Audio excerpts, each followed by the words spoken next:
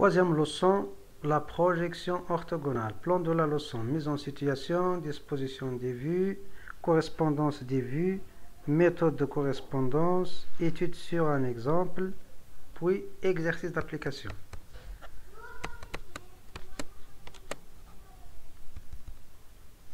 Mise en situation. La projection orthogonale est une projection perpendiculaire de l'objet sur un plan parallèle à une face de l'objet à représenter. Bon, n'importe quel objet, il faut savoir que dans l'espace, il a 3 dimensions qui nous donnent 6 faces. Alors, regardez bien, notre utilisateur, il regarde son objet dans une face et le projette dans un plan de projection. Donc, dans cette position, on va remarquer que l'observateur dans cette position ne peut voir qu'une face à la fois. Bon, pour décrire entièrement un objet, on doit le dessiner sur plusieurs vues. Donc, l'observateur, il doit faire des tours autour de la pièce ou bien de l'objet pour les représenter une après l'autre. 6 faces, donc, on va dessiner 6 vues. Chaque face, ça va être représenté par une vue. La disposition des vues. Donc, à partir de ce point-là, on va essayer de dessiner une pièce. On va choisir cette voiture. Donc, automatiquement, comme j'ai dit au début, il a 6 faces. On va commencer la première étape indispensable dans la projection, c'est de choisir parmi les 6 faces une face principale qui va donner la vue de face. On va choisir pour notre voiture la vue de face. Voilà, avec cette flèche, on a choisi cette face comme vue de face. On va la dessiner en premier lieu. Voilà la vue de face. Passons à la suite. La vue de droite. Par exemple, regardez bien, l'observateur est à droite de l'objet, on obtient la vue de droite. Toujours l'observateur, il peut regarder du côté droit de la vue de face, ou bien avec la flèche, on indique dans la perspective le côté qui est côté droit. Donc, on va dessiner ce qu'on appelle la vue de droite. Ce qui est vu par l'observateur, regardez avec cette flèche, il va être dessiné à gauche de la vue de face. À gauche de la vue de face, et ça s'appelle la vue de droite. La vue suivante, on va passer à la vue du dessus. Regardez avec la flèche, il indique le dessus de notre voiture sur la perspective. L'observateur, il regarde au-dessus de la vue de face. Ce qu'il voit, la flèche là, il indique qu'il va être représenté en bas de la vue de face.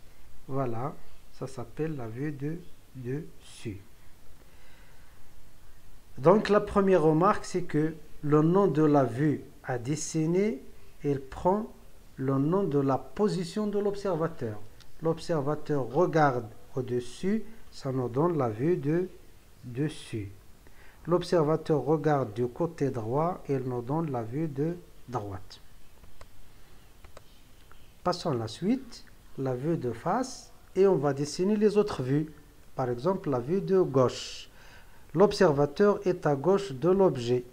On obtient la vue de gauche. Voilà la flèche qui indique le côté gauche de la perspective. Et notre observateur, il peut regarder la vue de face à partir du côté gauche. Il regarde ici, donc il va dessiner ce qu'il voit de l'autre côté, c'est-à-dire à droite de la vue de face, ici. C'est la vue de gauche. La vue suivante, c'est la vue du dessous. Dessous, c'est-à-dire en bas. La flèche, elle indique le bas de la voiture ou bien de notre objet. L'observateur, je le positionne en bas de la vue de face. Il regarde en bas de la vue de face. Ce qu'il voit, il va le dessiner selon cette flèche en haut là. Et ça s'appelle la vue de dessous. Là, voilà. Le récapitulatif. Donc, on obtient ainsi les 5 vues suivantes. On va rajouter les 2 premières. Voilà les 5 vues. Ce qui est important maintenant, ou bien les points importants à enregistrer sur la leçon. Regardez bien, la vue de droite, la vue de face et la vue de gauche, ils sont alignés horizontalement. La vue de dessous et la vue de dessus, ils sont alignés verticalement. Il y a une remarque, c'est que ça nous manque la sixième vue, laquelle c'est la vue du derrière. Voilà la remarque. Lorsque l'observateur est en derrière de l'objet, on obtient la vue du derrière. Cette vue, elle est très souvent placée à droite de la vue de gauche, c'est-à-dire ici. On peut la placer ici, ou bien on peut la placer à gauche de la vue de droite, ici. On a le choix. Mais trop souvent, on utilise la position à droite de la vue de gauche, ici. Mais finalement, on va ignorer la vue de derrière. On utilise souvent les 5 vues. Ces 5 vues, remarquez, il y a un alignement horizontal, il y a un alignement vertical. Passons au récapitulatif dans la suite. Voilà, on obtient la disposition suivante des différentes vues de l'objet. La vue de droite, la vue de face, la vue de gauche et la vue de derrière. On va remarquer qu'ils sont alignés, puis la vue de dessous, la vue de face et la vue de dessus. Regardez bien, les 4 qui sont alignés horizontalement, voilà la bande d'alignement horizontale. Ils ont une même dimension qui s'appelle la hauteur. Ça, c'est une règle indispensable. La vue de droite, la vue de face, la vue de gauche et la vue de derrière, ils ont la même hauteur, quel que soit l'objet. Les 3 vues, la vue de dessus, la vue de face et la vue de dessous, ils sont alignés verticalement. Voilà la bande d'alignement verticale. Bon, ces 3 vues, ils ont la même dimension qu'on peut nommer la longueur ou bien la largeur.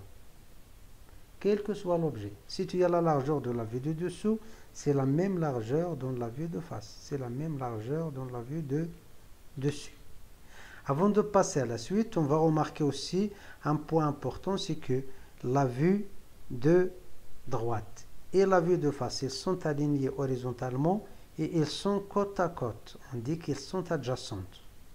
La vue de face et la vue de gauche, ils sont alignés horizontalement et ils sont côte à côte, donc ils sont adjacentes.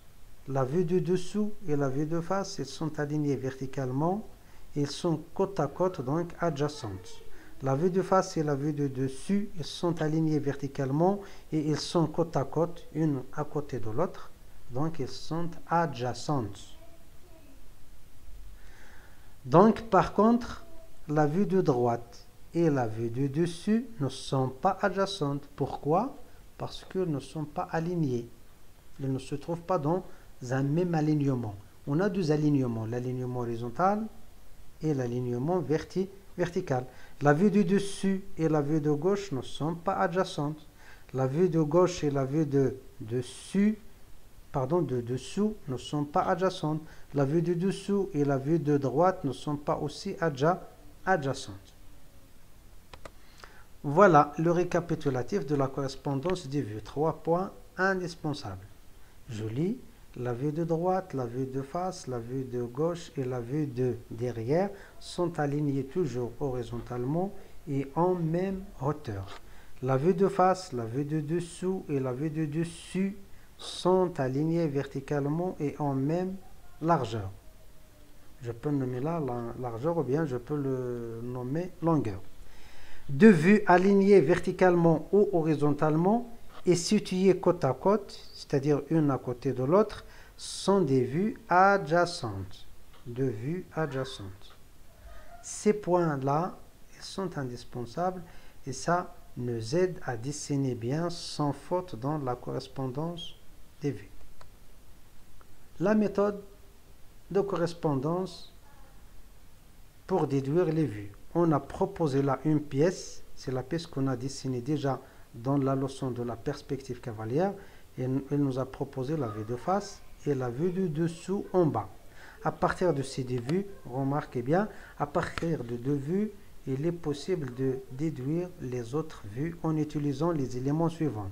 Voilà le premier élément. la droite à 45 degrés. C'est quoi la droite à 45 degrés?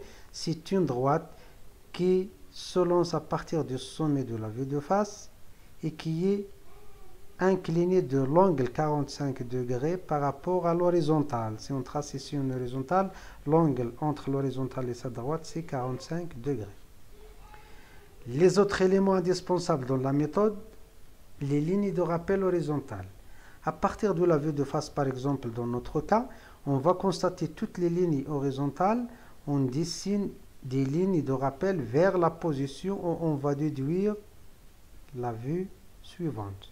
Voilà, on a 3 lignes horizontales. C'est là, donc on trace une ligne de correspondance ou bien une ligne de rappel. Il y a une ligne horizontale ici, c'est celle-là. On trace une ligne de rappel, une ligne horizontale en haut et on trace une ligne de rappel. L'élément suivant, c'est les lignes de rappel verticales. Il vient à partir de la deuxième vue. Ici, la vue de dessus.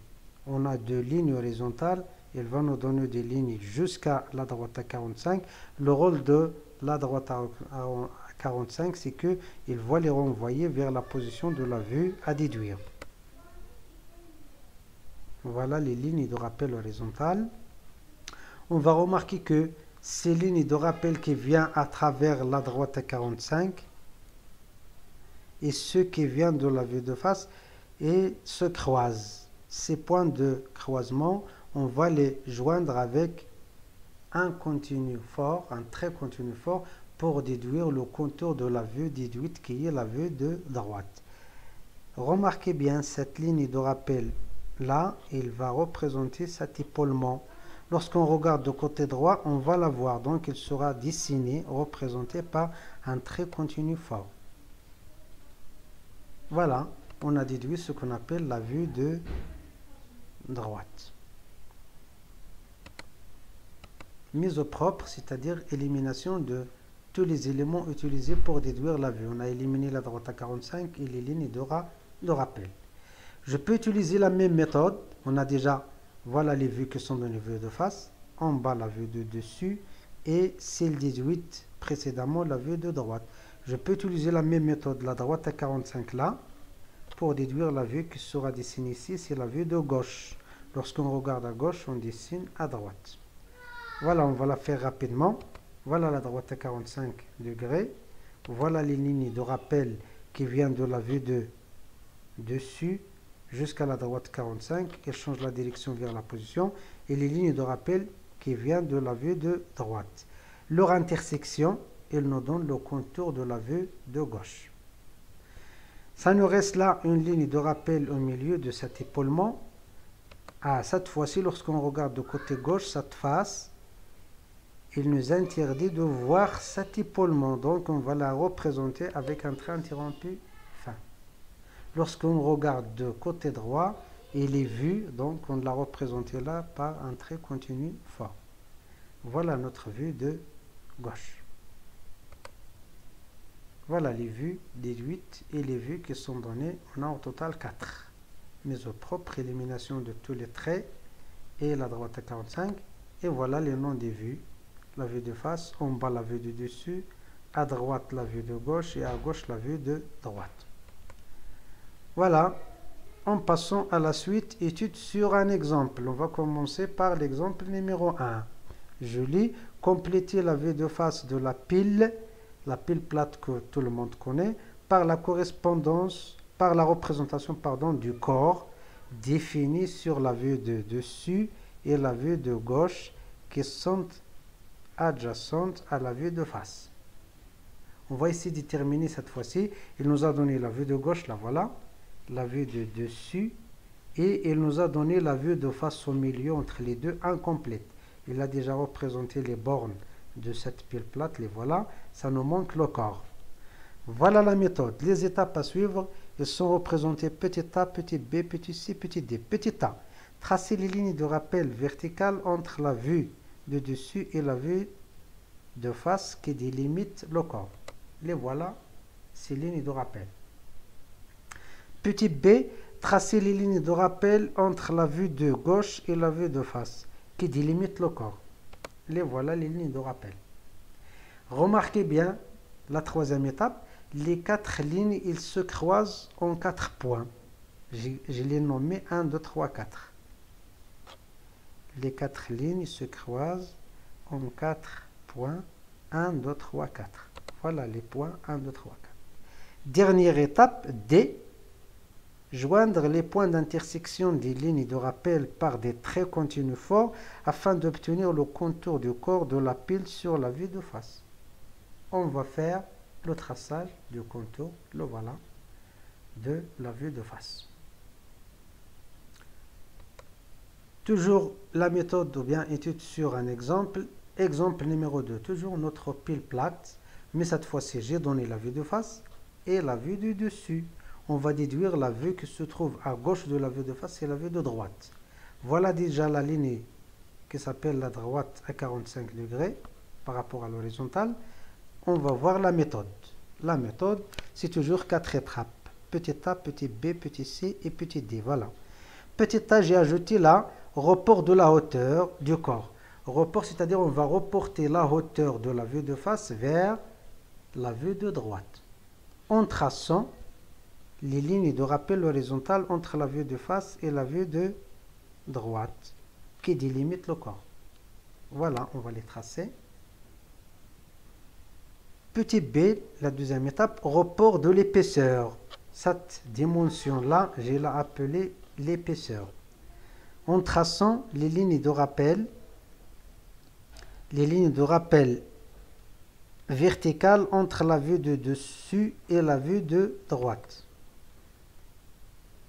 Les voilà jusqu'à la droite 45 degrés, puis il change la direction vers la position de la vue de droite. Troisième étape, les 4 lignes, toujours comme d'habitude de rappel, elles se croisent en 4 points, je les ai nommés 1, 2, 3, 4. Les voilà, puis on trace le contour avec un trait continu fort et on obtient la vue de droite. Voilà, 2 exemples pour bien simuler la méthode. Maintenant, on remarque le report de l'épaisseur. Là, l'épaisseur, je l'ai côté E. Ça s'appelle aussi, dans la vue de droite, E. Voilà, c'est la même dimension. En passant aux exercices d'application.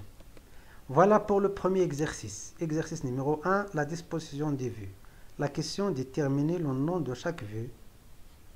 La question principale dans cet exercice, c'est de déterminer en premier lieu la vue de face. Quelle est la vue de face? J'ai proposé 3 exercices. Exo 1, Exo 2 et Exo 3. Bon, à ce point-là, vous pouvez mettre pause pour la vidéo et tu peux essayer de répondre avant de voir la réponse. Passons à la correction. On commence par l'exercice numéro 1. Toujours, on va remarquer, il y a proposition de 3 vues. On va remarquer ces 2 vues-là, elles sont alignées horizontalement. Puis ces 2 vues-là, elles sont alignées verticalement. Donc, celle qui se trouve dans l'alignement vertical et l'alignement horizontal, c'est celle-ci. Donc, c'est celle-ci qui s'appelle la vue de face. Voilà. La vue qui se place en haut de la vue de face, c'est là, c'est la vue de dessous. Là, voilà. Et la vue qui se représente à droite de la vue de face, c'est la vue de gauche. Voilà pour l'exercice numéro 1. Passons à l'exercice numéro 2. Je remarque que cette vue, elle est au milieu. Elle est dans l'alignement vertical entre les deux, celle qui est en haut et celle qui est en bas. Puis, elle est alignée avec celle qui se trouve à droite. Donc, c'est celle-là qui s'appelle la vue de face. Voilà la vue de face. La vue qui se place en haut de la vue de face, c'est la vue de dessous. Et celle qui se place en bas, c'est la vue de dessus.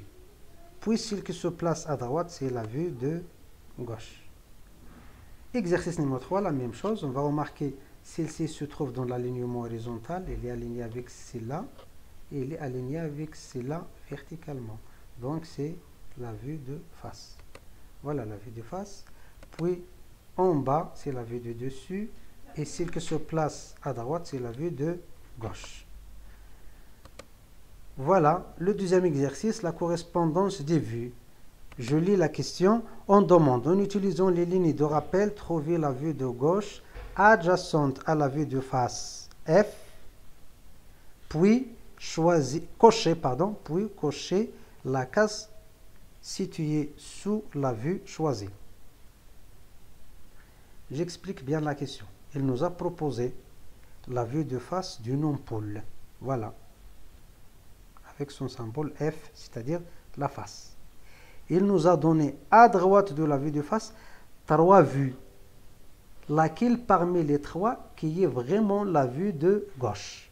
Donc pour détecter celle qui est vraie la vue de gauche, on va utiliser, comme il a indiqué dans la question, les lignes de rappel. Et précisément les lignes de rappel horizontales. Je vais tracer la première ligne horizontale. Ah, voilà. Dès la première ligne de rappel horizontale, on constate que la vue qui se trouve à droite, c'est celle-ci, ne correspond pas horizontalement. Voilà. Il doit être obligatoirement entre cette ligne et cette ligne la même dimension qui est la même hauteur. Donc celle-ci, elle a une hauteur inférieure. Donc il est éliminé, il ne correspond pas. Ça me reste le choix entre les deux. Je vais ajouter d'autres lignes de rappel au milieu, par exemple. Je vais voir là, ce trait, est-ce qu'il correspond bien? Est-ce qu'ils sont bien alignés horizontalement? Voilà. Oui, ils sont toujours les deux là, alignés horizontalement. Donc, je vais voir les ergots. Regardez dans la vue de face, ces ergots-là qui nous permettent de fixer l'ampoule dans la douille. Lorsqu'on regarde de côté gauche, il va être sous forme d'un cercle. Les voilà, ces cercles.